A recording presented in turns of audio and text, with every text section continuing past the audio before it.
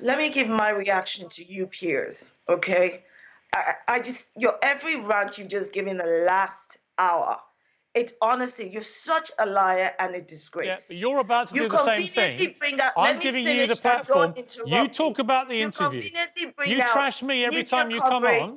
You trash me every time you come on, which is exactly the thing you accuse me of doing. If you've got something to say about the interview, say it. Let me finish. You bring out coverage about Meghan and Harry on their wedding day and the engagement, but conveniently forget to show the coverage before they got engaged, between the engagement and the marriage. So you conveniently forget that Prince Harry, in November 2016, talked about the racist undertones of the media. You conveniently forget all of that to paint this picture that all was rosy and hunky-dory. Nonsense. And then you were lording over the Queen. Listen, by all means, let's applaud the Queen when she does something right. But when she does something wrong, we need to call her out. What does she do wrong? What does she do wrong? What kind of grandmother? Let me finish. What kind of grandmother will be so close to her grandson, Harry, but then not use her power and influence as Queen to protect them from the racist media coverage? I find what you're saying about the Queen actually disgraceful. I find what you're saying... You're entitled to your opinion, Shola. I find... Sorry, no, I'm allowed to respond to what you've just said. Is rooted, listen, you might learn something. The royal family as an institution is rooted in colonialism, white supremacy, and racism. The legacy is right there. So you're now surprised that a comment would have been made by several members of the royal family about how dark Archie's skin is. It's not several members, actually. No, you can't spew lies. All right. Harry and Meghan. Are we allowed to engage in any of this? Let me finish. Well, you're not stopping. That Harry and Meghan had the audacity to speak that truth, then you should be at the actual outrage of racism. Right, okay. Am I allowed to respond to this? Am I allowed to respond yet? You can respond now. Okay. I think what you've just said about the Queen is disgusting. I think it's unbelievable. You talk about the behaviour of a 19... Am I lying when I said that? Allow me to say what I'm... Allow me to explain. And the institution is protecting... Right, allow me to defend our royal family, thank you. You tell me. Right, if you stop shouting, I'll answer you. You going to stop shouting? Oh, after you stop shouting. Yeah, let me tell you why I think what you said was disgusting.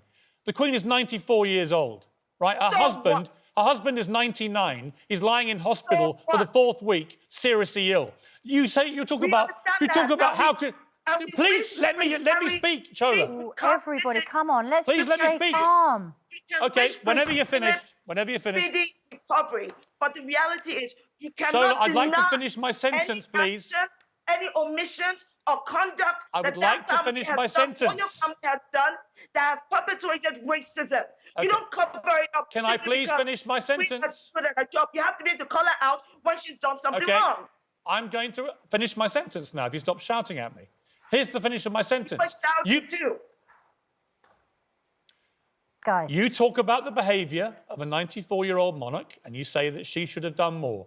What about the behaviour of Harry and Meghan, who are spray-gunning his family on global television as Philip lies in hospital? You might laugh. I don't think it's funny. I think it's piling hurt on the Queen, who is already suffering greatly from her husband's illness. I'm going to respond to that. What I don't think is funny, I'll tell you what I don't think is funny. It's the fact that you are such a disappointment. I wish to God one day you would even surprise me.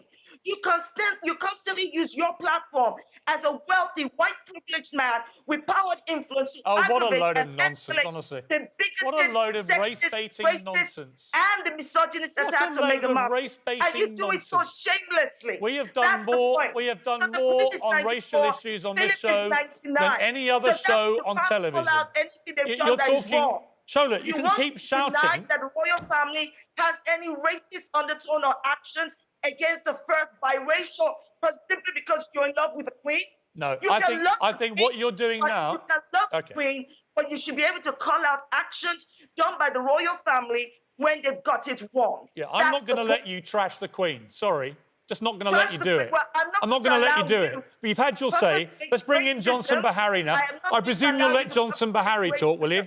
He won the Victoria Cross for serving his country. Maybe give him time to speak now. Johnson, welcome to the programme. As you can see, temperatures are running high about this. You won the Victoria Cross serving this country. You're a black man. Is this country racist? You know the royal family well. You've met many of them. Is the royal family racist? I could only speak from my experience. I personally, my time, been loads of invitation, visiting the royal family, visit in Buckingham Palace, charity engagement with Prince Harry and other members of the royal family. And the way I have been treated up to date by the general public in Britain, I could never say that. So when you hear that, you hear Meghan Markle in particular characterise the royal family as a racist institution, what is your reaction to that? My personal reaction is, I don't believe it because I never experienced it. I went to the palace on numerous occasions where the audience is quite diverse. Everyone is happy and having a good time. And the royal family, yeah, I mean, for me personally, I've never seen it, never experienced it. Okay, Johnson, and it's good to hear your perspective.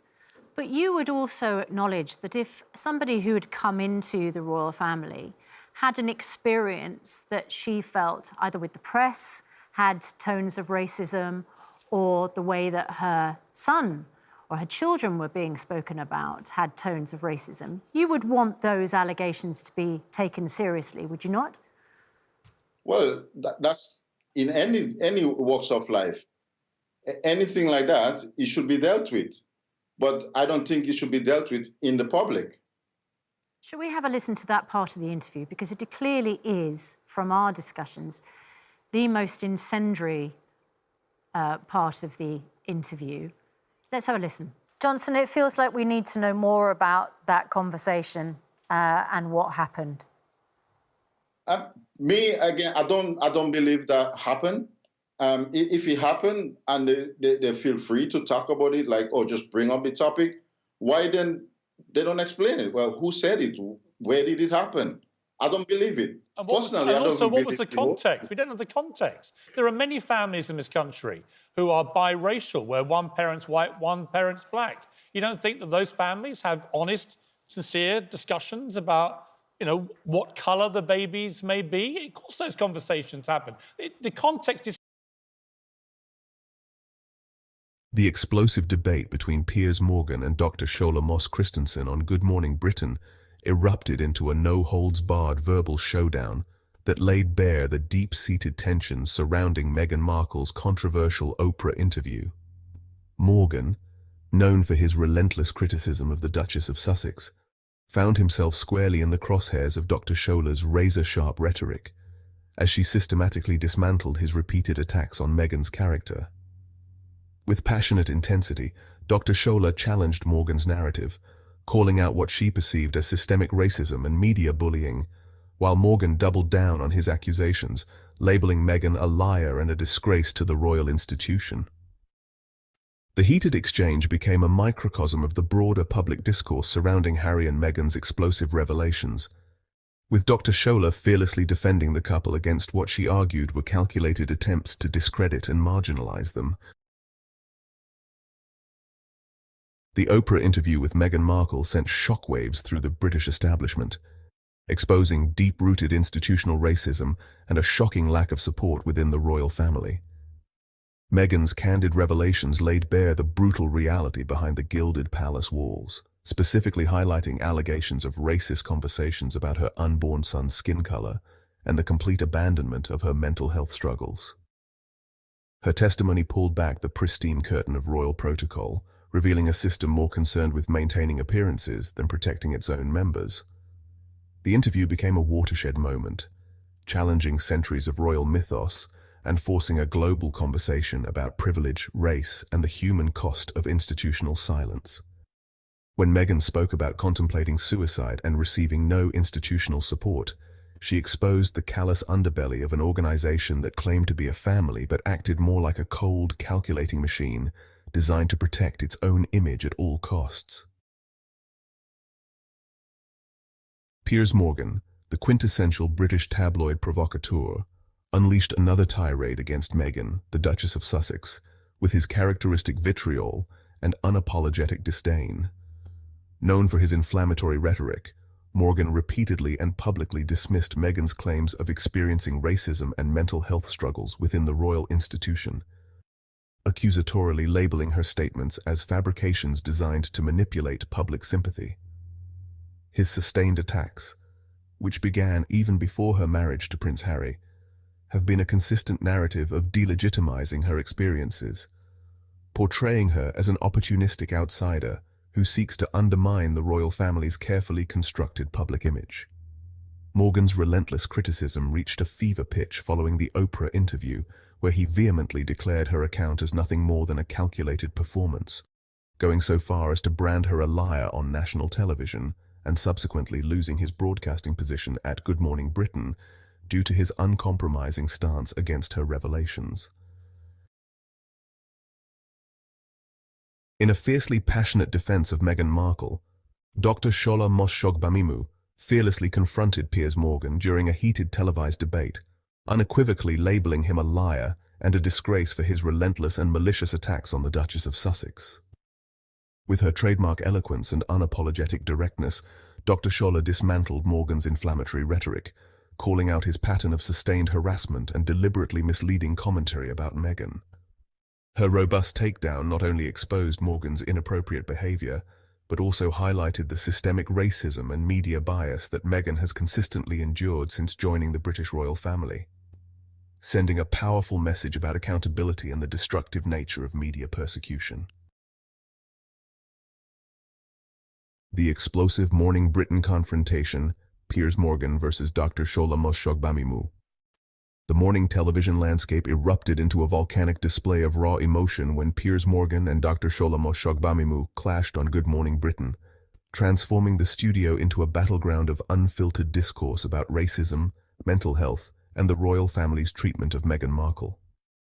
Morgan, known for his inflammatory rhetoric, found himself squarely in Dr. Shola's crosshairs as she systematically dismantled his relentless criticism of the Duchess of Sussex, calling out the underlying racial dynamics that had characterized much of the media's coverage. Her articulate and passionate takedown left Morgan visibly rattled, exposing the deep-seated prejudices that had long been masked by his trademark bombastic commentary. The segment became more than just a television debate. It was a microcosm of the broader societal reckoning with institutional racism and the complex intersections of media, mental health, and privilege.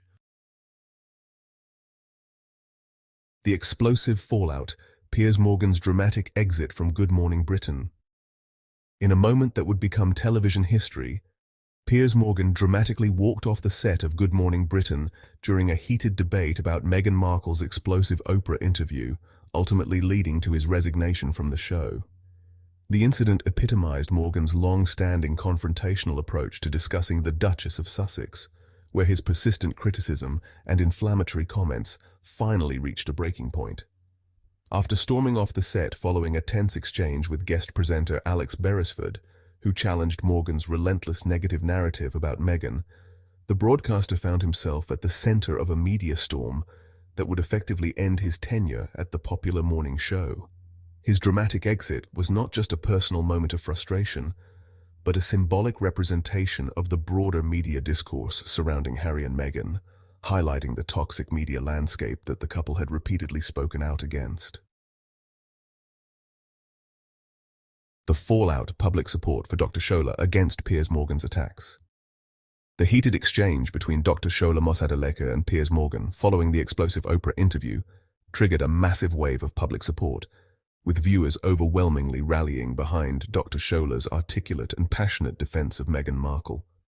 Social media platforms erupted with praise for her uncompromising stance, while simultaneously condemning Morgan's repeatedly dismissive and inflammatory rhetoric towards the Duchess of Sussex. The public response demonstrated a clear shift in perception, with many viewers recognizing Dr. Shola as a powerful voice challenging systemic racism and media bullying, in stark contrast to Morgan's increasingly discredited approach to discussing the royal controversy. Her fearless confrontation of Morgan's narrative resonated with audiences who had grown weary of the relentless media persecution of Meghan, marking a significant moment of public solidarity and pushback against toxic media narratives. The royal family's hidden racism, Meghan Markle's explosive revelation. In the most shocking moment of the Oprah interview, Meghan Markle exposed the deeply entrenched racism within the British royal family, revealing that an unnamed member of the royal household had raised concerns about her son Archie's skin color before he was even born. This gut-wrenching allegation laid bare the institutional prejudice that lurks behind the palace's pristine facade, highlighting the profound lack of support and compassion Meghan experienced during her time as a working royal. The conversation about Archie's potential skin tone was not just a casual remark, but a calculated expression of the systemic racism that permeates the centuries-old institution, demonstrating how even a biracial child could be prejudged and marginalized before drawing their first breath. By courageously speaking out, Meghan not only challenged the royal family's carefully constructed image, but also brought to light the uncomfortable truth about race, privilege, and exclusion within one of the world's most powerful monarchical systems. The fracturing crown, Meghan Markle and the royal family's systemic crisis.